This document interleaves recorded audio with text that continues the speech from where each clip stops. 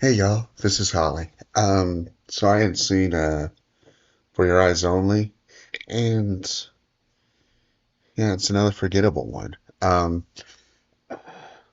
of like how I was saying with Connery being like tone shifting a lot, like one serious versus one really goofy versus one dark, blah blah blah blah blah.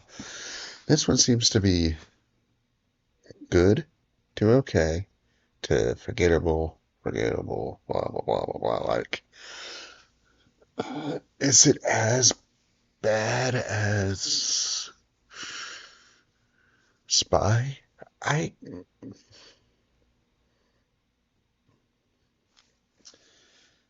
That's a question. If anything, I put it closer to Thunderball than anything. Maybe not as slow paced, but definitely that chill vibe. Um, it does share similarities with Spy and Thunderball in that the villain is kind of a nothing burger. I do like the actor being let me make sure of him. Sorry, Julian Glover. I mean, of course, my introduction to him was Last Crusade, but uh, who the heck was he in Harry Potter? Okay, whatever. Um, I guess he was in Empire Strikes Back, so maybe whatever. Anyway, um, his Christakos just didn't do much. Like, just want to say, like, he's kind of on Largo, both versions of Largo, that is. Maybe all three versions, including the book of Largo. But also, what else? It's just like I think I just have like a realization with like if it's Bond featuring a water-based villain in any way, or if there's water sections, it's not gonna be good. Thunderball water sections, Spy water sections, and water villain. Both of them really water villains. This one not quite a water villain, but still. Um, his counterpart, Marion, Marion,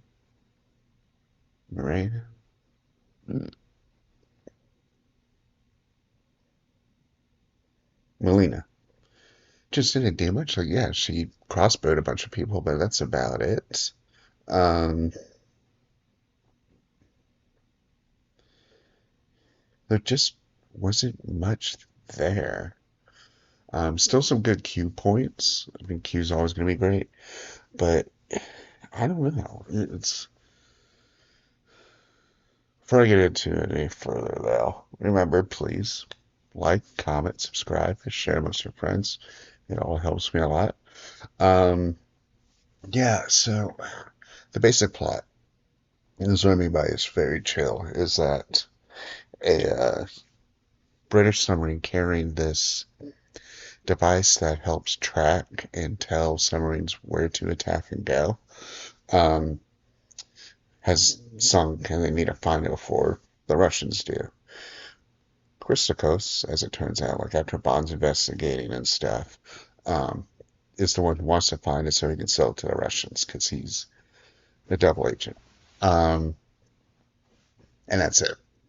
That's the whole thing. And it's not even like he has a grand base. It's just a normal like villa, and the whole thing's just get a device. And he doesn't have any like crazy things or anything. It's just chill guy. Which chill is fine. Like I feel like it definitely works more in the books than the movies because this is right after Moonraker. And Moonraker is pretty wild, so it's just kind of thing. It does fall into similar trap as with Goldeneye, where I want to see more of the villain more than anything. Like Goldeneye, I want to see more of Christopher Lee. That's one I kind of want to see more of Julian. Um, who also, by the way, was one of the weirdly more recognizable classic movie villains. Besides, like, the Daleks and like Cybermen and them, like he's one of the more oddly recognizable, like within the fandom of Classic Who. Be like, oh yeah, him. Um, that's besides the point though. But um, yeah, there's not much I could say because like it's just like Bond goes on an adventure. And that's about it. They even repeat a same joke from Moonraker, essentially, and a little bit of GoldenEye or Golden Gun, where they're like thanking Bond in some way, and then they catch him sleeping with whatever Bond girl it is at the time. So it's the same joke to repeat it. So I feel like they're running out of steam. I'm hoping the next two are somewhat good. Octopussy that fills me with a little bit of dread because that's the circus one. And View to Kill, like, yes, it has two great villains, but I know nothing beyond said two great villains. Um, so as it stands, I hate to say it, but like actually watching this movies more is probably my least favorite Bond because even besides the quality of the movies, which to my opinion, he only has two actually good ones, but um, he just never seemed to have his heart in it. Like he liked a bit more of the comedic stuff, sure, but like the rest just seems more of his element, which is a shame. But yeah, it's very odd. Um,